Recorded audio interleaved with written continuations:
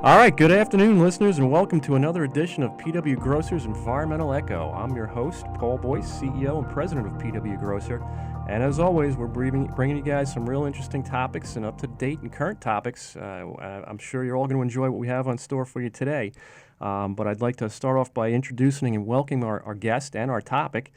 We've got Elizabeth Knauer, who's a principal with Sive, Paget Riesel, right? Correct? Riesel. Oh, man, Dave's going to kill me.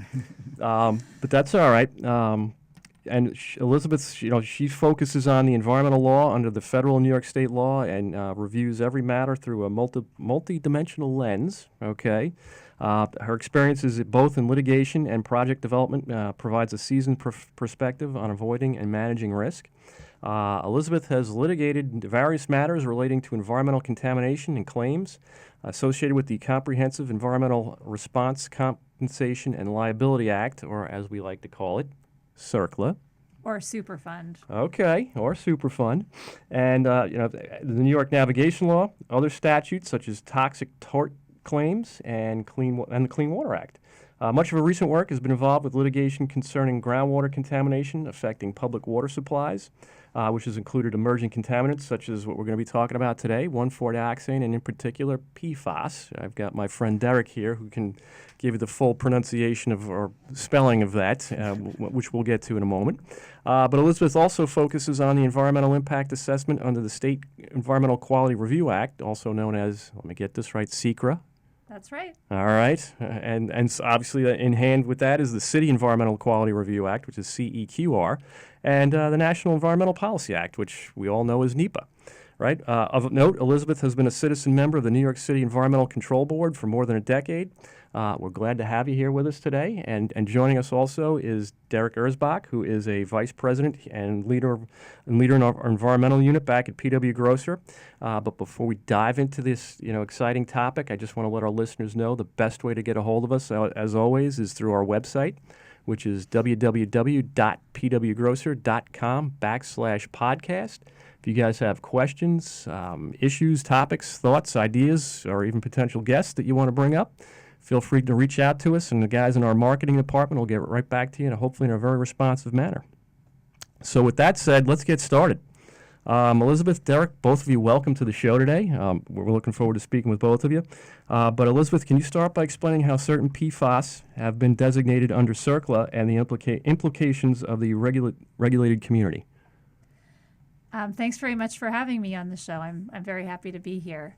I think that's one of the recent developments in PFAS regulation has been that designation by EPA of PFOA and PFOS. I'll let Derek provide the full explication of what those compounds are. But two of the most commonly used PFAS compounds as hazardous substances for CERCLA purposes.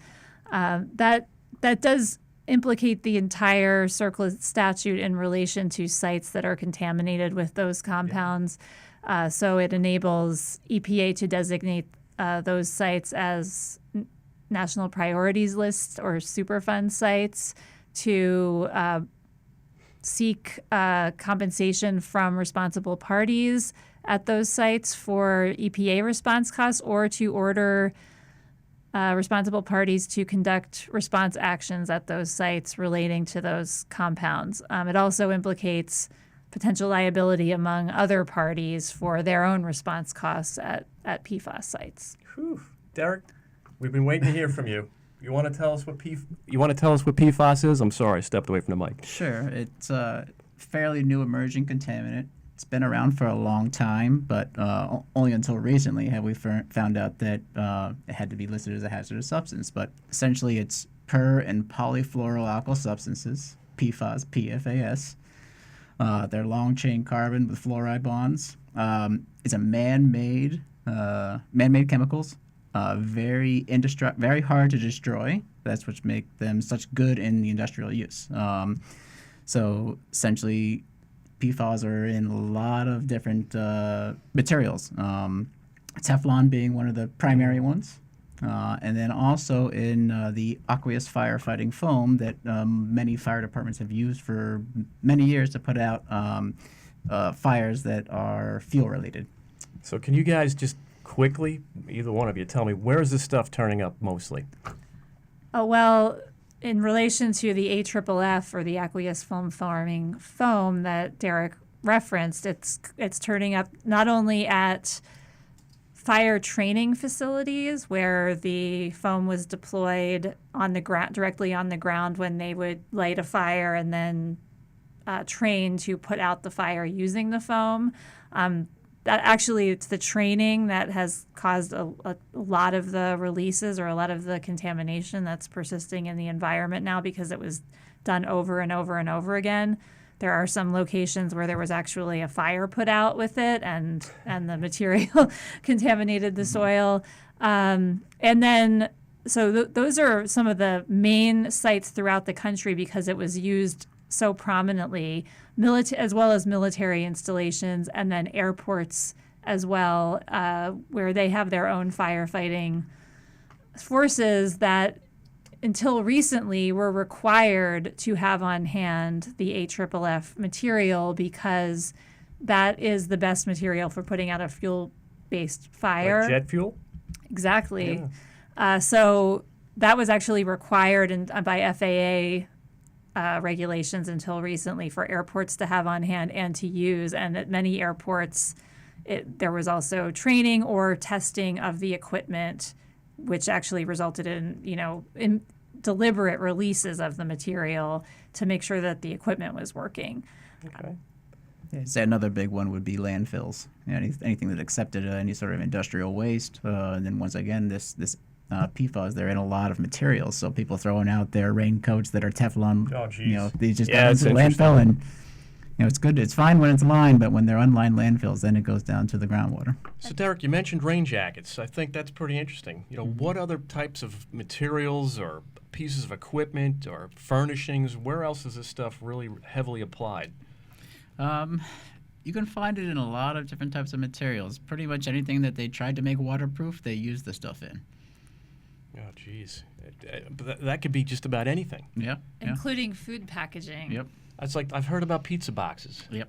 Is that correct? So think about how much of that's been put into landfills. But you guys mentioned Teflon. That was the big coating on nonstick frying pans and everything else. We're cooking with it. It's not only ended up in landfills. I'm worried as this ended up in people. And I guess we'll talk a little bit about that as well.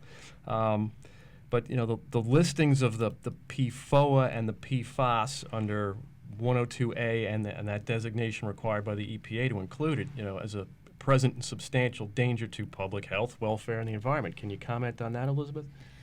Well, EPA has determined that they present a substantial danger, these particular compounds, based on a lot of studies linking them to certain diseases in humans and as well as certain diseases in animals. Some would argue they've been linked more directly to diseases in animals than they have in humans in terms of a causal relationship. But certainly there's been statistical correlations that have been drawn to diseases in humans, as well as their persistence in the environment. I think that's a very important part of the analysis for EPA, because they are known as forever chemicals, because the whole utility of them is that they don't degrade, right? That's how they help prevent the fires, or prevent fires from spreading once the foam is deployed. Yeah. That's also why they make things waterproof or nonstick. So their utility is directly linked to their persistence in the environment, and hence what EPA has deemed a substantial danger to the environment, because they don't go away once they're in it. Yeah, you brought up the forever chemicals, right? And we're not only seeing them as forever, but we're starting to see them almost, I don't want to say every place, but they're turning up a lot more than I thought they would, especially in water supplies, groundwater issues here in Long Island, New York City, upstate New York. Can you tell us a little bit about, geographically where these things are turning up?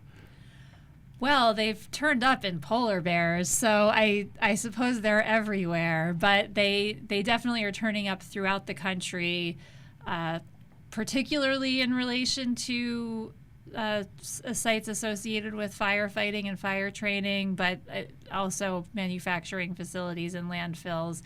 they tend to be most concentrated in those where the foam was deployed over and over and over again and ended up in the soil and then the groundwater or surface waters.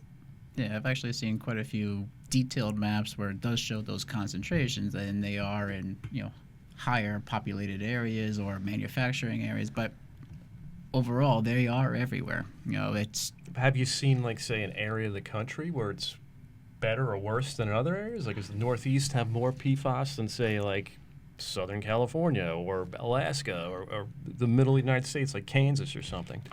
if I remember the maps correctly, there were some centralized states that were not as hot on the maps than others, and those are just because of population, and really population. there's not too much out there. But anywhere where there's a huge population, you see, obviously the colors darken, and that's where your focus is on. That's probably because they have more fire departments Yeah, and true. airports, et cetera. But certainly there are throughout the country there are water districts, water providers that have been affected. Yeah. Oh man, very interesting. What types of burdens do you see this listing placing on industries, property owners, potentially those with legacy contamination? Well, it may impact if they have to do a cleanup. That may, in some cases, whether they need to do any response action at all. But in terms of, it's going to create new risks for property transactions, or it has created new risks for property transactions, in particular where this wasn't a contaminant and certain uses were not necessarily considered highly risky as historic uses at certain sites, or off-site uses that one would have in the past considered to be recognized environmental conditions, for example. So this will present a new type of condition that needs to be considered, for example, in a phase 1 environmental site assessment. That's correct. ASTM just recently updated their standard for phase 1s to include PFAS as a recognized environmental condition. So that's one reason. Then there are a lot of burdens that are being placed on most directly on the water providers that now need to, and that's not so much related to the CERCLA listing, but Yep. the almost contemporaneous designation of new maximum contaminant levels for PFOA, PFAS, and some other PFAS compounds under the Safe Drinking Water Act. So what happens when a property owner does find PFAS, right? Now we're looking at these real estate transactions. You said phase 1. Okay, maybe it goes to a phase 2. You put a shovel in the ground or a hole in the ground, and lo and behold, you find it. What happens? Well, I think maybe Derek can give some advice on that, He because sure can. I think that's very much to be determined. But So, more than likely, you're going to find PFAS at some sort of concentration on your site. Very rare that you don't find one, or the PFAS list that we analyze right now includes 40 different PFAS. Mm-hmm. You can expand that to include hundreds to thousands of different PFAS. It's not like more than likely you're going to find some sort of detection of PFAS. Where it gets to determine whether it's a concern, you have to look at the concentrations of PFAS. We've recently been able to detect or change our instrumentation to detect them at even lower concentrations, down to the parts per trillion. PFAS is one of the only chemicals that we look at those concentrations. Most of the chemicals we're looking in the parts per million or the parts per billion. Well, why do we have to go so low with these? What's the risk? What's the hazard? Why are they so dangerous? Based on all the testing that they've done, they found that, in the parts per trillion, these are the levels that are harmful to human health and the environment. I'd like to respond to that also by noting the importance of the persistent element of it. So these compounds have been found to bioaccumulate with half-lives within the human body of several years. So that is part of it, that if the exposure pathway, which it often is drinking water, and people tend to be drinking water from the same source over their lifetime or large sections of their lifetime, or maybe multiple sources that are contaminated, that the material continues to exist within their bodies and that therefore could present a greater risk than maybe compounds that tend to evade the body or evacuate the body more quickly. So I think that's an important part of it. In terms of the toxicology, I think there's a lot of debate within the scientific community about whether the studies really prove out the toxicity of these chemicals and whether they are actually carcinogenic, et cetera. But I think that EPA took a very precautionary approach with these, particularly because they bioaccumulate so well, which goes back to their persistence, both in forever chemical in your body, huh? right, Is that in where your we're going? body as well as in the geez. environment. So Derek, you mentioned the concentrations, parts per trillion. Is there a standard right now? I mean, what do we have from the EPA or even our lovely state of New York here, the New York State DEC? So there are standards or guidance levels. In New York, we have guidance levels for soil, and we have MCLs for drinking water. MCLs are the maximum contaminant level that you're allowed to have in your drinking water, and those are set. So we only have a guidance level for soil. Correct. Why not a standard or an MCL?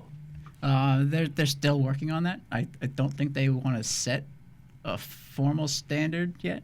There's, as it's an emerging contaminant, they're still doing a lot of studies for these. So right now they have guidance levels that are, once again, they're very, the levels that you're looking at, they're probably very precautionary. Okay.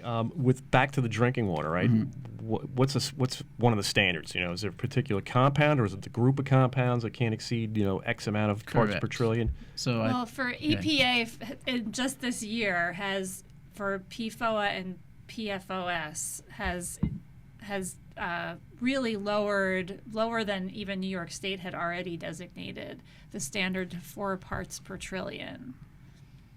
That's pretty low. Correct. It's hard to even imagine that. And it's until recently, unimaginable. it wasn't really something you could test for, but effectively, it's non-detect. It's like one drop in an Olympic-sized pool. And then there are some other compounds that they've treated a little bit differently that had not been studied quite as much, but they also felt it necessary to impose maximum contaminant levels for those. And then there's a group of compounds that they are taking what they call a hazard index approach, where they're actually looking at the mixture of those compounds within a drinking water source and taking an approach based on relative risks of the mixed contamination. And that's the first time that's been done under the Safe Drinking Water Act. So that's also interesting from a legal perspective. It's great that we're talking about the concentrations, but now the people or the entities that have to deal with this or treat this, say like a municipal water supplier, is this realistic? I mean, can they do it? I mean. They're doing it. I know. And from an engineering standpoint, we can do anything, right? As long as we have the resources, certainly the funding, and and the will. For PFAS, if I'm not mistaken, a lot of times we're using granular activated carbon to filter the water and absorb those compounds out, right? That's correct. And actually, New York State was ahead of the game compared to a lot of other states and compared to EPA. They had promulgated drinking water standards or maximum contaminant levels for PFOA and PFOS in 2019. So many of the water providers in New York State had already started implementing treatment for those compounds, and I think successfully, as far as I know. But Derek, maybe you can Correct. comment on You that. see, at least most of the ones that I've seen, they've added granulated activated carbon for the PFAS treatment, and then obviously ultraviolet is what they're using for 1,4-dioxane. The advanced oxidation, But it's not a cheap investment, so obviously the water suppliers that are more financially off can put these systems in place, but then there's You got to look at the smaller municipalities that can't afford a $4 or $5 million carbon investment. So what do? They want to, obviously, of course they want to provide safe, clean drinking water. What are the options? They're going to raise the rates on the finished product, and the ratepayers got to deal with it. We got an attorney here. I'm sure there's means to litigate and get some money through the guilty parties, but is there federal assistance? What can they do? Well, there has been some federal assistance that's been appropriated and I think is being distributed through state coffers. And many water providers I know in New York have benefited from grants through that funding source. Also, we talked about AFFF in the past. There's a multi-district litigation that's going on. It's really mostly a product liability litigation, where many water providers sued the manufacturers of AFFF and the chemicals that are the PFAS-related chemicals that go into it because of the ubiquity of that contamination source.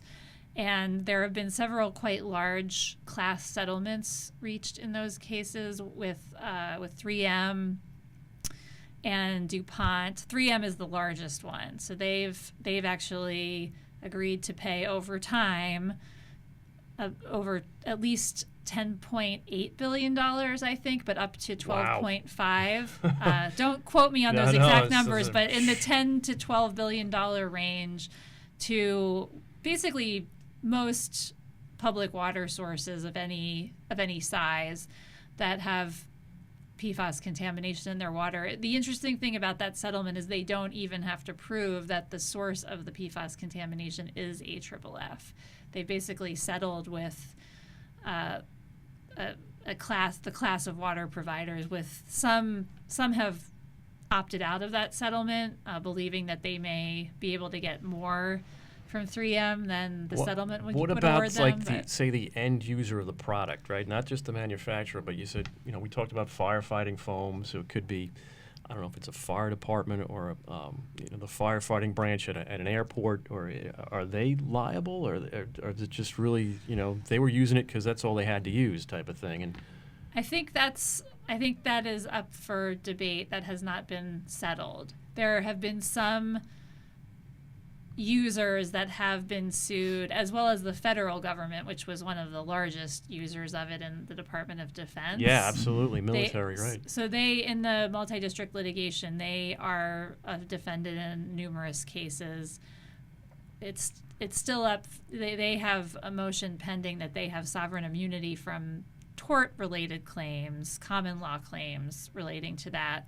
They have acknowledged that with the listing of those substances under CERCLA, that they may be responsible for cleanup costs, but that doesn't, which could include water provider treatment costs downstream, but that does not include personal injury claims, of which there are thousands and thousands and thousands pending in this case. I mean, I've seen old photographs, right, from some clients where they've had the firefighting foam and they've had guys walking through 6 feet of foam, just kind of joking around. They're taking photos of it, but this was years and years, decades ago, before anybody knew anything about it. Right. So there are a number of firefighters that are plaintiffs, but just generally speaking, many members of the public who drank water that they alleged was contaminated by AFFF. I mean, I've even seen that, back years ago, decades ago, they used to use the stuff to clean the trucks. They'd shine up the fire trucks with the stuff. It was really good. So you're actually applying it, and then everyone's getting in the truck, using the truck. It's just nobody knew. I've heard tell, although I haven't actually seen it, of videos of firefighters sort of playing in the foam. Exactly. I've seen that, yes. Oh, you've seen it. Okay. Yeah, it's a guy walking through smoking a cigarette through like 6 feet of foam. Crazy. That's one of the bases for the plaintiffs' allegations in those cases, is that these companies that manufactured it were aware of some of the toxic relationships and its persistence, but didn't warn the entities that they sold the foam to about it, so they went ahead and just sprayed it on the ground and didn't contain it. gosh, I mean, as a kid growing up, my father used to take us to the fire training academy and watch the firefighters train, and they'd use the foam to put out the fires. You know, we'd be standing, not on top of it, but, a couple hundred feet away, and it was just going everywhere, and it would pile up like I said, feet deep. Amazing. And then, stuff would go to a drain, right? Just like we know of some sites where this has happened, and off it goes down to groundwater or surface water or whatever. It was just unbelievable. So another really affected population could be wastewater treatment plants. And I know there's a lot of concern on their part, not only about liability, but how do they deal with material that is going through their treatment plant and maybe exiting through an outfall to another water body, and how do they handle it? You bring up an excellent point. We're pumping the groundwater, we're using the groundwater, and when the groundwater's done, it ends up in the sewer, and off it goes to the plant, right? And you can't put carbon in a sewer treatment plant. It doesn't work so well a lot of times. So in terms of effluent limitations that will be increasingly imposed on those dischargers, it's going to be a real challenge. That could be incredible. And I think they've got their lobbyists very much engaged on this issue, as well as the airports and other large groups of regulated entities. Certainly the airports. I mean, we know of several here in the area, the region, and there's water suppliers downgrading to these airports, and it could get to be real sticky. Everything's a challenge on Long Island with that sole source aquifer, and it's a precious resource. We gotta protect. We gotta think about it. We gotta treat it like it's made of glass, because we don't want to break it. What further regulatory developments should the regulated community anticipate regarding PFAS? Well, I think what's in the pipeline? One we just mentioned was increasing effluent limitations on speedies and NIPIDs permits under the Clean Water Act. There's also other compounds that may ultimately be regulated.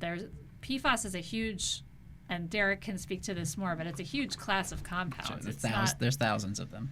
And not all of them have been studied as much as the ones that are currently regulated have been, but there's a lot of interest in the scientific community on studying the harms that may be related to them. Derek, do you think we're going to see this list expand? Yes, I do. I think it's already in the works. Especially these ones that we've added MCLs for. There's 5 compounds that have MCLs. I wouldn't be surprised if we start seeing those compounds start getting soil guidance values or soil cleanup objectives. Are any of these compounds in this family of that PFOA and PFOS and PAF, all the different, are any of them not readily treatable with something that's sort of ubiquitous as carbon, or some of them more difficult than others to get out? Some of them are more difficult. I'm not 100% sure which ones they are. I'm not asking that, but I'm just. But I know that some right? of them absorb very well to carbon, some don't. Then what do you do? Are you going to ask the engineers? That gets punted back to me. Yeah, there's all sorts of chemists. Different treatment methods that may come in that are, like I said, a little more challenging to implement than granular activated carbon. So one other thing that I've heard pass through, I don't know how true it is or if it's going to come to fruition, is soil vapor and PFAS. Soil vapor, yeah, you think that's in the air too? I wouldn't be surprised. I've heard tale of it, but I don't know if it's actually going to happen.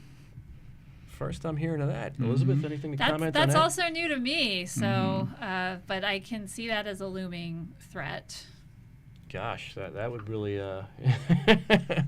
add to the hysteria. Hopefully it's not an issue, but I never even thought of that one. All right, I just want to wrap up. That's part 1 of a 2-part series here on PFAS with Elizabeth Knauer from Sive, Paget, and Riesel. All right, SPR. Right, our good friends over there at the law firm. So I just want to thank our listeners for joining us on this first half of the 2-part series, and we'll be back in touch with you on the second part. Thank you for joining us on this episode of PWGC's Environmental Echo. You can download and listen to this episode on Spotify, Apple Podcast, or by visiting our website, www.pwgrocer.com/podcast. From For more content like this, be sure to subscribe to our channel and hit the notification bell so you never miss an episode.